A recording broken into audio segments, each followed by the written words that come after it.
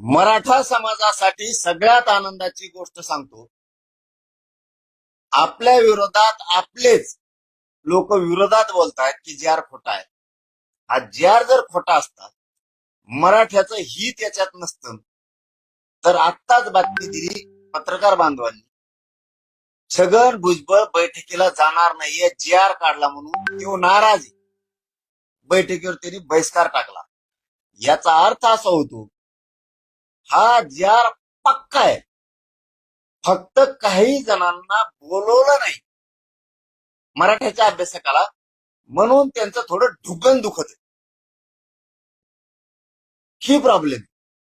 आणि याच्याही पुढचं जाऊन सांगतो, मीडियाच्या बांधवाच्या माध्यमातून आपण त्यांना सांगितलं होतं, उद्या 12 वाजेपर्यंत महाराष्ट्रातले सगळे अभ्यासक तज्ञ या.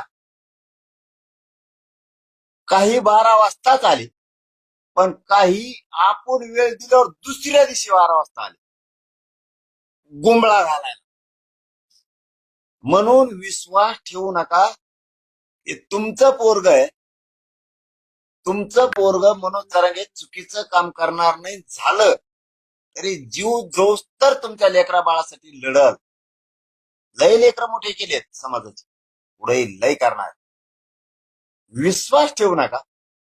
हे सगळं परफेक्ट आहे. आणि उलीतील काही झालंच तर मी सांगितलं तुम्हाला, सुधारित जी आर काढाचा शब्द व्यासपीठावर घातला. कमीत कमी 150 अभ्यासक तिथं होते, कमीत कमी 50 हायकोर्टाचे वकील होते यांच्या साक्षीनं. आणि त्यांनी त्यावेळी सांगितलं जी आर ओके. पण काय असतं, का याला नासकी सवय लागली मराठ्यांचीच. एक शब्द त्यातला उचलायचा आणि इकडे फेकायचा, आणि तेवढ्याच बुळबुळ बुळबुळ करत बसायचं. काय होत नाही रे पोराओ. अरे तुम्ही एवढी मुंबई जाऊन जीवाची बाजी लावून झुंज दिली. अरे 70 वर्षात न होणारा जी आर काढला पोराओ तुम्ही. किती आनंदी पाहिजे असल्याच्यावर, असल्याला ऐकून.